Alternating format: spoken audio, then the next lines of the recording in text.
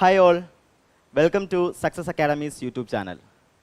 സുഹൃത്തുക്കളെ, ഇന്ന് നമ്മൾ ബയോളജി സ്റ്റാർട്ട് ചെയ്യുകയാണ്. എന്നാൽ അതിനു മുമ്പായിട്ട് എക്സാം പേഴ്സ്പെക്റ്റീവിൽ കുറച്ച് കാര്യങ്ങൾ പറഞ്ഞുകൊള്ളട്ടെ. മറ്റ് സബ്ജക്റ്റുകളെ വെച്ചിട്ട് ബയോളജിക്ക് വെയിറ്റേജ് കുറവാണ്. മാക്സിമം 1-2 ക്വസ്റ്റ്യൻസ് ചോദിച്ച് കാണാറുള്ളൂ. എന്നാൽ നമുക്കത് ഇമ്പോർട്ടൻറ്റുമാണ്.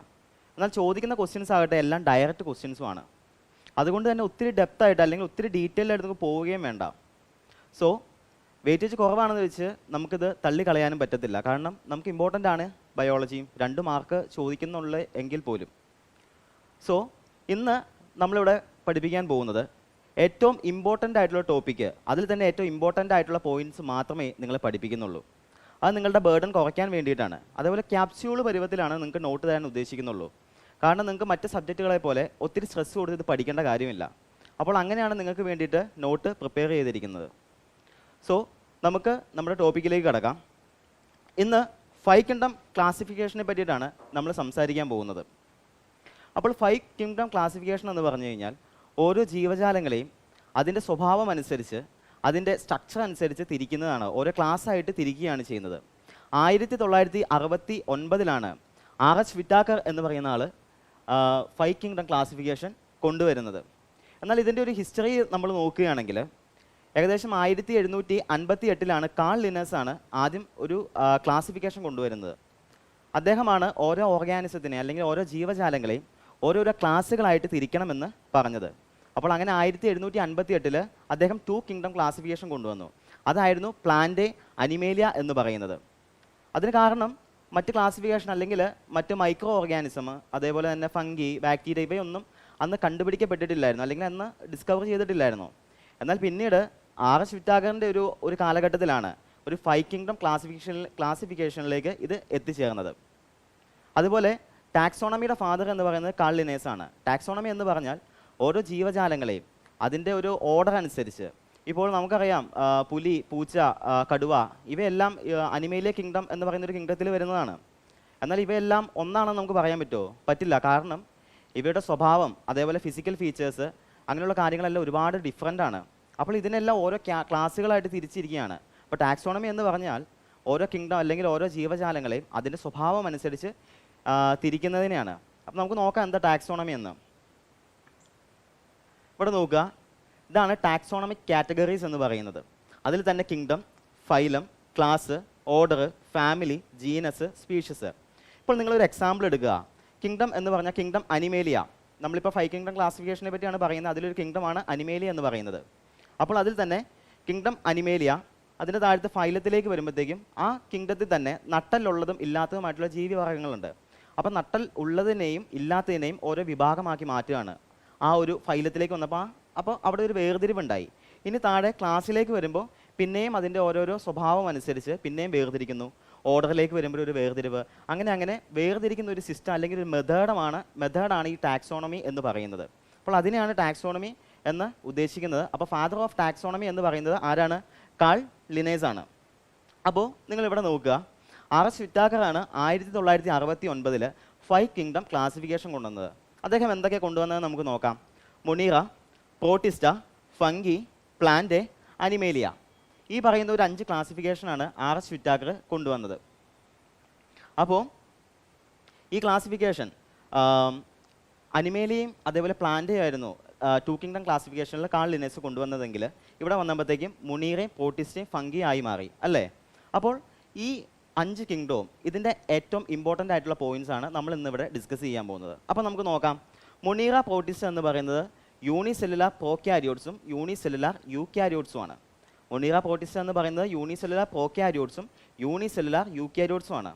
എന്നാൽ ഫംഗി, പ്ലാന്റ്, അനിമേലിയ എന്ന് പറയുന്നത് നിങ്ങൾ നോക്കുക, മൾട്ടി സെല്ലുലാർ യൂക്യാരിയോട്സ് ആണ്. അപ്പോൾ എന്താണ് ഈ യൂണിസെല്ലുലാർ അല്ലെങ്കിൽ മൾട്ടി സെല്ലുലാർ എന്ന് പറയുന്നത്? യൂണിസെല്ലുലാർ എന്ന് പറയുന്നത് ഒറ്റ സെല്ല് അതിന് ഉണ്ടാവുകയുള്ളൂ എന്നാണ്.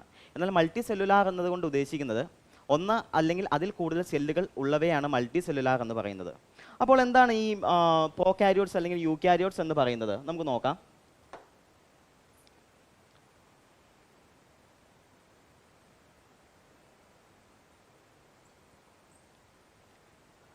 ഇവിടെ നോക്കുക, ഏറ്റവും സിമ്പിളായിട്ട് പറയുകയാണെങ്കിൽ ഒരു സെല്ല് അല്ലെങ്കിൽ ഒരു കോശം എന്ന് പറഞ്ഞാൽ അതിൻ്റെ അടിസ്ഥാനം എന്ന് പറയുന്ന ഒരു ന്യൂക്ലിയസ് ഏറ്റവും പ്രധാനമായിട്ട് ഒരു സെല്ലിൽ ഒരു ന്യൂക്ലിയസ് വേണം. പിന്നെ മറ്റ് organelles, for example Golgi bodies, mitochondria, cytoplasm എന്ന് പറയുന്ന കുറേ ഓർഗനൽസ്, ഇവയെല്ലാം പ്രസൻ്റ് ആണെങ്കിൽ മാത്രമേ, അതുപോലെ ഒരു ന്യൂക്ലിയസും ഉണ്ടെങ്കിൽ മാത്രമേ ഒരു സെല്ലിനെ സെല്ല് എന്ന് നമുക്ക് പറയാൻ സാധിക്കുകയുള്ളൂ. അപ്പോൾ അങ്ങനെ അതിൻ്റെ അടിസ്ഥാനത്തിലാണ് യൂക്യാരിയോട്സും പ്രോക്യാരിയോട്സുമായിട്ട് തിരിച്ചിരിക്കുന്നത്. അപ്പോൾ ഇവിടെ പ്രോക്യാരിയോട്സ് എന്ന് പറഞ്ഞാൽ അവയൊരു പ്രിമിറ്റീവ് സെല്ലെന്നാണ് പറയുന്നത്. നിങ്ങൾ ഇങ്ങോട്ടേക്ക് നോക്കുക, അതൊരു അൺഡിഫൈൻഡ് ന്യൂക്ലിയർ റീജിയൻ അല്ലെങ്കിൽ ന്യൂക്ലിയസ് ഇല്ല അതിന്. അതുകൊണ്ടാണ് അത് പ്രോക്യാരിയോട്ട് എന്ന് പറഞ്ഞൊരു വിഭാഗത്തിലേക്ക് ആയിപ്പോയത്. അതുപോലെ തന്നെ membrane bound organelles are absent, single celled, smaller than eukaryotic cells, single chromosome. ഇവയ്ക്ക് ഈ പറയുന്ന അത് അല്ലെങ്കിൽ ഒരു സെല്ലിൻ്റെ പൂർണ്ണമായിട്ട് ഒരു സെല്ല് എന്ന് ഇവയെ പറയാൻ സാധിക്കില്ല. അതിന് കാരണം ഇതിന് പൂർണ്ണമായൊരു ന്യൂക്ലിയസ് ഇല്ല, അതേപോലെ മറ്റ് ഓർഗനൽസ് അതെല്ലാം പ്രസൻ്റ് അല്ല. അതുകൊണ്ടൊക്കെയാണ് ഇവയെ പ്രോക്യാരിയോട്ട് എന്ന് പറഞ്ഞൊരു വിഭാഗത്തിലേക്ക് പെടുത്തിയിരിക്കുന്നത്. എന്നാൽ നിങ്ങൾ ഇവിടെ യൂക്യാരിയോട്സിലേക്ക് നോക്കുക, ഇത് ഒരു വെൽ ഡിഫൈൻഡ് ന്യൂക്ലിയസ് ആണ് നിങ്ങളിവിടെ കാണുന്നത്.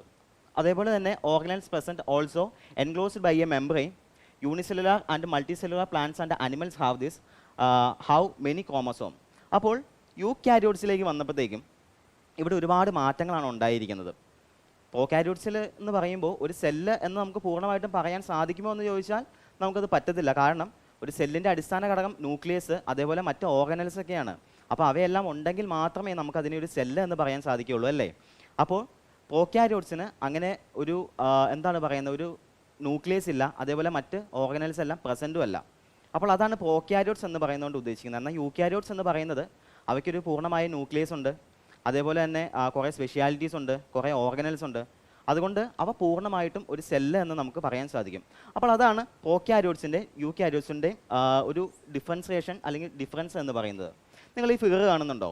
ഇവിടെ പ്രോക്യാരിയോട്സിൻ്റെ അതേപോലെ തന്നെ യൂക്യാരിയോട്സിൻ്റെ ഒരു ഡിഫറൻസിയേഷനാണ് കാണിച്ചിരിക്കുന്നത്.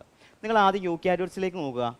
ഇവിടെ പൂർണ്ണമായും ഒരു സെല്ലുണ്ട്, അതേപോലെ ഒരു പൂർണ്ണമായിട്ട് ഒരു ന്യൂക്ലിയസ് ഉണ്ട്, ക്ലോറോപ്ലാസ്റ്റ് ഉണ്ട്, ഗോൾഗി ബോഡീസ് ഉണ്ട്, മൈറ്റോകോൺട്രിയ ഉണ്ട്, സൈറ്റോപ്ലാസം ഉണ്ട്, ഇങ്ങനെ കുറേ ഓർഗനൽസ് ഉണ്ട്. അപ്പോൾ ഇങ്ങനെ ഓർഗനൽസ് എല്ലാം വന്നാൽ മാത്രമേ അതിനെ പൂർണ്ണമായിട്ട് ഒരു സെല്ല് എന്ന് പറയാൻ സാധിക്കുകയുള്ളൂ എന്നാണ് ഞാനിവിടെ പറഞ്ഞു വരുന്നത്.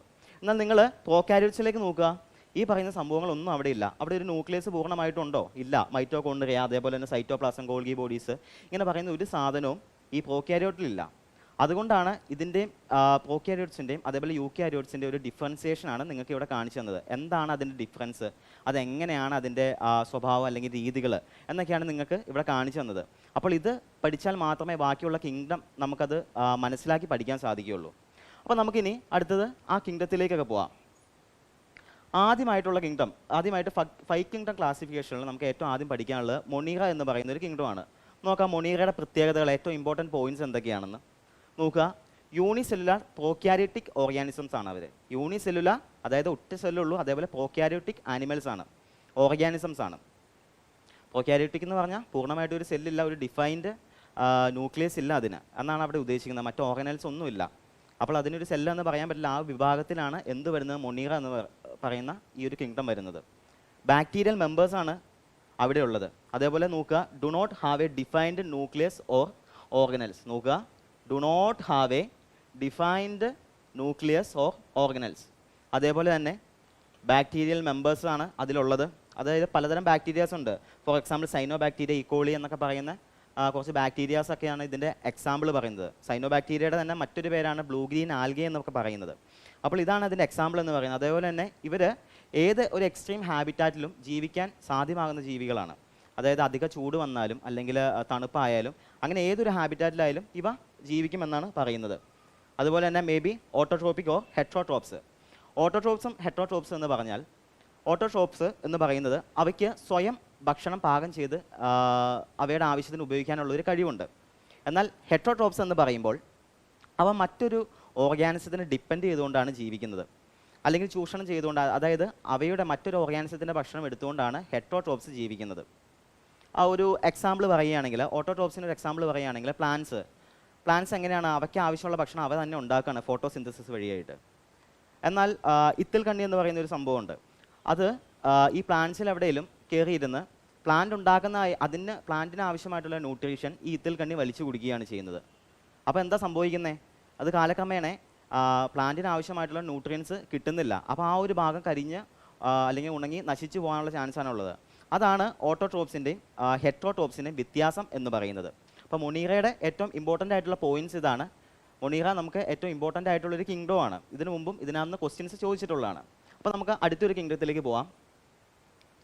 അതിനു മുമ്പായിട്ട് നമ്മൾ ബാക്ടീരിയ ആണ് മൊണീറ എന്ന് പറഞ്ഞു, അല്ലെങ്കിൽ ബാക്ടീരിയൽ മെമ്പേഴ്സാണ് മൊണീറയിലുള്ളതെന്ന് പറഞ്ഞു. അപ്പോൾ ഈ ബാക്ടീരിയയുടെ എല്ലാം ഷേപ്പുകൾ നമുക്ക് ഇതിനു മുമ്പ് ചോദിച്ചിട്ടുള്ളതാണ് എക്സാമുകൾക്ക്. അപ്പോൾ ആ ഷേപ്പുകൾ നമുക്കൊന്ന് പറഞ്ഞു പോവാം. നിങ്ങൾ നോക്കുക, ആദ്യത്തെ ഒരു ഷേപ്പ് ഇതാണ്, കോക്കി എന്ന് പറയും, അല്ലെങ്കിൽ കോക്കസ് എന്ന് പറയാം. ഇതിൻ്റെ ഒരു ഷേപ്പ് എന്ന് പറയുന്നത് സ്പെറിക്കൽ ഷേപ്പാണ് കോക്കസിന് വരുന്നത്. അടുത്തത് ബാസിലസ്. ബാസിലസിൻ്റെ ഷേപ്പ് എന്ന് പറയുന്നത് ഒരു റോഡ് ലൈക്ക് ഷേപ്പാണ്. അതിൻ്റെ ഈ ഒരു ഷേപ്പിൻ്റെ പേരുകളാണ് ഈ പറഞ്ഞു പോകുന്നത്. കോക്കസിൻ്റെ ഷേപ്പ് എന്ന് പറയുന്നത് സ്പെറിക്കലാണ്, അതേപോലെ ബാസിലസിൻ്റെ ഷേപ്പ് എന്ന് പറയുന്നത് റോഡ് ലൈക്കാണ്. അടുത്തത് സ്പൈറല്ല എന്ന് പറയുന്നത്, അതിൻ്റെ ഷേപ്പ് ഒരു സ്പൈറൽ ഷേപ്പാണ്. ഈ ഷേപ്പിന് പറയുന്ന പേരാണ് സ്പൈറൽ എന്ന് പറയുന്നത്. അടുത്തത് വിബ്രിയോസ്. വിബ്രിയോസിൻ്റെ ഷേപ്പ് എന്ന് പറയുന്നത് ഒരു കോമ ഷേപ്പാണ് വിബ്രിയോസ് എന്ന് പറയുന്നത്. അപ്പോൾ ഷേപ്പുകൾ നോക്കുക, സ്പെറിക്കൽ ഷേപ്പ് കോക്കസ് ആണ്, റോഡ് ലൈക്ക് ഷേപ്പ് ബാസിലസ് ആണ്, കോമ ഷേപ്പ് വൈബ്രിയോസ് ആണ്, സ്പൈറില്ല ഷേപ്പ് സ്പെറിക്കൽ ഷേപ്പ് സ്പൈറില്ലയുടെ ആണ്. അപ്പോൾ ഇതാണ് ബാക്ടീരിയാസിൻ്റെ ഷേപ്പുകൾ എന്ന് പറയുന്നത്. ഇത് നമുക്ക് ഇമ്പോർട്ടൻ്റ് ആണ്. അപ്പോൾ മൊണീറ എന്ന് പറഞ്ഞൊരു കിങ്ഡം നമ്മൾ പഠിച്ചു. അടുത്തതായിട്ടുള്ള കിങ്ഡമാണ് പ്രോട്ടിസ്റ്റ എന്ന് പറയുന്നത്. അതിൻ്റെ ഫിഗേഴ്സാണ് ഇവിടെ കൊടുത്തിരിക്കുന്നത്, മൈക്രോസ്കോപ്പിക് ഫിഗേഴ്സും അല്ലാതെ അതിൻ്റെ ഓരോ പാർട്സ് എടുത്ത് കാണിക്കുന്ന ഫിഗേഴ്സാണ് ഇവിടെ കൊടുത്തിരിക്കുന്നത്. ഇതൊന്ന് അനലൈസ് ചെയ്യുക. അപ്പോൾ ഇതിൻ്റെ ഇമ്പോർട്ടൻറ്റ് പോയിന്റ്സ് എന്ന് പറയുന്നത്, യൂക്യാരിയോട്ടിക് യൂണിസെല്ലുലാർ ഓർഗാനിസം ആണ് എന്ത് പ്രോട്ടിസ്റ്റ എന്ന് പറയുന്നത്. യൂക്യാരിയോട്ടിക് എന്ന് പറഞ്ഞു കഴിഞ്ഞാൽ അതിന് പൂർണ്ണമായിട്ടും വെൽ ഡിഫൈൻഡ് ന്യൂക്ലിയസ് ഉണ്ട്, അതേപോലെ തന്നെ മറ്റ് ഓർഗനൽസ് പ്രസൻ്റ് ആണ്. അങ്ങനെയുള്ള കുറേ ഇമ്പോർട്ടൻസ്, കുറേ സ്പെഷ്യലൈസ്ഡ് ഓർഗനൽസ് ആണ് അതിനകത്തുള്ളത്. അപ്പോൾ അത് യൂക്യാരിയോട്ടിക് എന്ന് പറഞ്ഞാൽ മൊണീറ അല്ലെങ്കിൽ പ്രോക്യാരിയോട്ടിക് ഓർഗാനിസത്തിനേക്കാളും കുറച്ചും കൂടെ ഡെവലപ്ഡ് ആണ് ഈ പറയുന്ന പ്രോട്ടിസ്റ്റ എന്ന് പറയുന്നത്. പിന്നെ മോർ ഡെവലപ്ഡ് ദാൻ മൊണീറ, നമ്മളിപ്പോൾ പറഞ്ഞ പോയിന്റ്. ഓട്ടോട്രോപ്സ് ആൻഡ് ഹെറ്റോട്രോപ്സ്, അതായത് ഇതിൽ ഓട്ടോട്രോപ്സും ഉണ്ട്, അതേപോലെ ഹെറ്റോട്രോപ്പ് അനിമൽസും അല്ലെങ്കിൽ ഓർഗാനിസവും ഇതിനകത്തുണ്ട്. പിന്നെ റീപ്രൊഡക്ഷൻ സെക്ഷുവലി ആൻഡ് എസെക്ഷുവലി. എന്താണ് സെക്ഷുവലി അല്ലെങ്കിൽ എസെക്ഷുവലി എന്ന് പറയുന്നതുകൊണ്ട് ഉദ്ദേശിക്കുന്നത്? സെക്ഷുവലി എന്ന് പറഞ്ഞാൽ റീപ്രൊഡ്യൂസ് ചെയ്യണമെങ്കിൽ അവിടെ ഒരു എന്താണ് പറയുന്നത്, ഇപ്പോൾ സെക്ഷുവലി എന്ന് പറയുന്നിടത്ത് രണ്ട് പേരൻ്റ് കൂടി ഇൻവോൾവ് ആയാൽ മാത്രമേ അവിടെ ഒരു റീപ്രൊഡക്ഷൻ ഉണ്ടാവുകയുള്ളൂ. അതുപോലെ എസെക്ഷുവലി എന്ന് പറയുന്നത് കൊണ്ട് ഉദ്ദേശിക്കുന്നത് അവിടെ ഒരു പേരൻ്റ് മാത്രമാണ് ഇൻവോൾവ്ഡ് ആയിട്ടുള്ളൂ. അതായത് സെക്ഷുവലി എന്ന് പറയുമ്പോൾ രണ്ട് പേരൻസ് ഇൻവോൾവ് ആയിട്ട് ഉള്ളതാണെങ്കിൽ, എസെക്ഷലി എന്ന് പറയുന്നിടത്ത് ഒരു പേരൻറ്റ് മാത്രമാണ് ഇൻവോൾവ് ആയിട്ടുള്ളൂ. അപ്പോൾ ഇവിടുത്തെ അതായത് പ്രോട്ടിസ്റ്റയുടെ റീപ്രൊഡക്ഷൻ എന്ന് പറയുന്നത് സെക്ഷുവലി അല്ലെങ്കിൽ എസെക്ഷലി ഉണ്ട് എന്നാണ് ഉദ്ദേശിക്കുന്നത്. അടുത്ത point, usually found in aquatic habitats. Normally fresh വാട്ടറിലും അതേപോലെ മറൈൻ വാട്ടറിലും ഇവയെ കാണപ്പെടുന്നുണ്ട് എന്നാണ് പറയുന്നത്. അപ്പോൾ usually found in aquatic habitats. പ്രോട്ടിസ്റ്റയുടെ ഇമ്പോർട്ടൻ്റ് ആയിട്ടുള്ള പോയിന്റ്സ് ഇതാണ്. അടുത്തത് ഫംഗിയാണ്. നിങ്ങളിവിടെ നോക്കുക, ഫംഗി എന്ന് പറയുന്നത് മൾട്ടി സെല്ലുലാർ യൂക്യാരിയോട്സ് ആണ്. അതുപോലെ തന്നെ നോൺ ഗ്രീൻ പ്ലാന്റ്സ് ആണ്. നിങ്ങൾ ഫിഗർ കാണുന്നുണ്ടോ? ഇത് ഗ്രീൻ പ്ലാന്റ്സ് ആണോ? അല്ല, ഇത് ഗ്രീൻ അല്ലാത്തത് കൊണ്ടാണ് ഇവിടെ ഒരു ബ്രൗണിഷ് കളറൊക്കെ അല്ലേ കാണുന്നത്. അതുകൊണ്ടാണ് ഇതൊരു ഗ്രീൻ പ്ലാന്റ്സ് അല്ല എന്ന് പറയുന്നത് കൊണ്ട് ഉദ്ദേശിക്കുന്നത്. അടുത്തത് ഇവ ഹെറ്ററോട്രോപ്സ് ആണ്. ഹെറ്ററോട്രോപ്സ് എന്ന് പറഞ്ഞാൽ എന്താണ്? മറ്റൊരു ജീവിയെ ഡിപ്പെൻഡ് ചെയ്തുകൊണ്ടാണ് ഇവയുടെ ന്യൂട്രിയൻസ് അല്ലെങ്കിൽ ഇവർ ആഹാരം ഉണ്ടാക്കുന്നത് എന്നാണ് അവിടെ ഉദ്ദേശിക്കുന്നത്.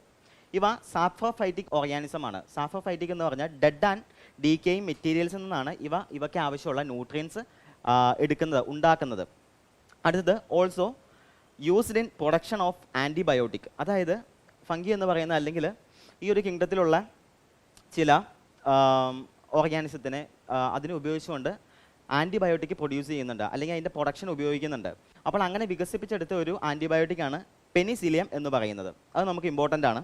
ഇതിൻ്റെ എക്സാമ്പിൾ അല്ലെങ്കിൽ പ്രോട്ടിസ്റ്റയുടെ ഫംഗിയുടെ എക്സാമ്പിൾസ് എന്ന് പറയുന്നത് മഷ്റൂം, ഈസ്റ്റ്, അതേപോലെ തന്നെ റൈസോപ്പസ് ഒക്കെയാണ്. സോ നമുക്കിനി അടുത്തൊരു കിങ്ഡത്തിലേക്ക് പോവാം.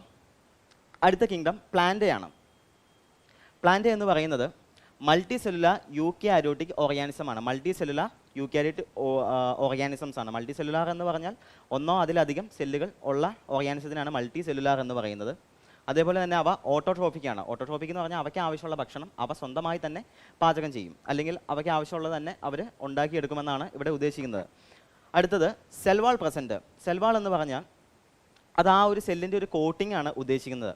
നമ്മൾ അടുത്ത സെല്ല് എന്ന് പറയുന്ന ഒരു ടോപ്പിക്കിലേക്ക് പോകുമ്പോൾ നമ്മൾ അതേപ്പറ്റി വിശദമായിട്ട് പഠിക്കും. അപ്പോൾ പ്ലാന്റയിൽ വരുമ്പോഴത്തേക്കും അതിനൊരു സെൽവാൾ പ്രസൻ്റ് ആണ്. നമ്മൾ ആദ്യം കാണിച്ച യൂക്യാരിയോട്ടിക് പ്രോക്യാരിയോട്ടിക് എന്ന് പറഞ്ഞ് എടുത്ത് സെല്ലിൻ്റെ ഫിഗേഴ്സാണ് നിങ്ങളെ കാണിച്ചു തന്നത്. അപ്പോൾ അതിനകത്ത് യൂക്യാരിയോട്ടിക് എന്ന് പറയുന്ന ഒരു വിഭാഗത്തിലാണ് പ്ലാന്റ് വരുന്നത്. അപ്പോൾ അവയ്ക്ക് ചിലതിനൊക്കെ സെൽ വാൾ ഉണ്ടെന്നാണ് ഇവിടെ ഉദ്ദേശിക്കുന്നത്.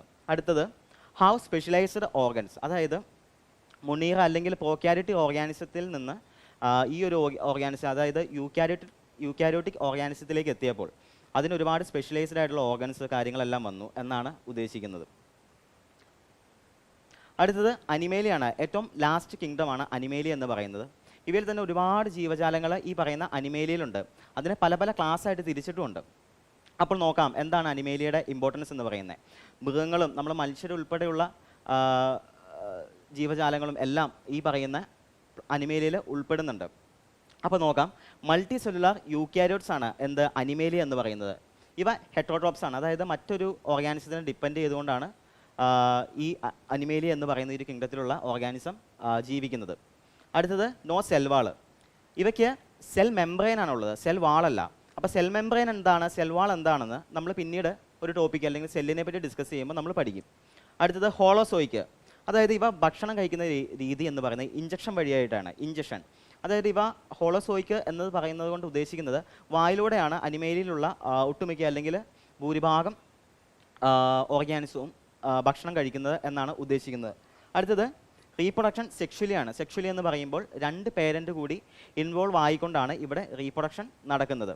അപ്പോൾ നമ്മളിപ്പോൾ പഠിച്ചത് 5 കിങ്ഡം ക്ലാസിഫിക്കേഷൻ RH വിറ്റാക്കർ 1969 കൊണ്ടുവന്ന 5 കിങ്ഡം ക്ലാസിഫിക്കേഷനെ പറ്റിയിട്ടാണ്. അതിൽ തന്നെ നമ്മൾ പഠിച്ചു യൂണിസെല്ലുലാർ എന്താണ്, മൾട്ടി സെല്ലുലാർ എന്താണെന്ന് പറഞ്ഞു, പ്രോക്യാരിയോട്ടിക് എന്താണ്, യൂക്യാരിയോട്ടിക് എന്താണെന്ന് പറഞ്ഞു. അതേപോലെ ഓരോ kingdoms Monera, protista, fungi, plant, Animalia ഇവയെല്ലാം എന്താണെന്ന് നമ്മൾ പറഞ്ഞു. ഇവയുടെ എല്ലാം ഏറ്റവും ബ്രീഫ് ആയിട്ടുള്ള പോയിന്റ്സ് മാത്രമേ നിങ്ങൾക്ക് പറഞ്ഞു തന്നിട്ടുള്ളൂ. കാരണം നമുക്ക് ഒരുപാട് ഡീറ്റെയിൽ ആയിട്ട് പഠിക്കേണ്ട ആവശ്യമില്ല. ഇനി നിങ്ങൾക്ക് അങ്ങനെ വേണമെങ്കിൽ തന്നെ നിങ്ങൾക്ക് NCERT റെഫർ ചെയ്യാവുന്നതാണ്. അപ്പോൾ നിങ്ങൾക്ക് ഇവിടെ നിങ്ങളുടെ ബേർഡൻ കുറയ്ക്കാൻ വേണ്ടിയിട്ടാണ് നമ്മൾ ഇങ്ങനെ ഒരു കാര്യം ചെയ്തിരിക്കുന്നത്. ഏറ്റവും ഇമ്പോർട്ടൻ്റ് ആയിട്ട് അതേപോലെ PYQ ഉൾക്കൊള്ളിച്ചുകൊണ്ട് ഇതിനു മുമ്പ് ചോദിച്ചിട്ടുള്ള ചോദ്യങ്ങളും കൂടെ ഉൾക്കൊള്ളിച്ചുകൊണ്ടാണ് നിങ്ങൾക്ക് ക്ലാസ് എടുത്ത് തന്നിരിക്കുന്നത്. അപ്പോൾ നമ്മൾ ഈ കുറഞ്ഞ സമയം കൊണ്ട് ഇത്രയും കാര്യങ്ങൾ പഠിച്ചു. എന്നാൽ ഇവ എങ്ങനെയാണ് അപ്ലൈ ചെയ്യേണ്ടത്, അല്ലെങ്കിൽ എങ്ങനെയാണ് എക്സാമിന് ചോദ്യങ്ങൾ ചോദിക്കുന്നതെന്ന് അറിയുമോ? നമുക്ക് ജസ്റ്റ് ഒന്ന് നോക്കിയാലോ എങ്ങനെയായിരിക്കും ഒരു ക്വസ്റ്റ്യൻ വരുന്നതെന്ന്. നമുക്കൊരു പ്രീവിയസ് ഇയർ ക്വസ്റ്റ്യൻ നോക്കാം.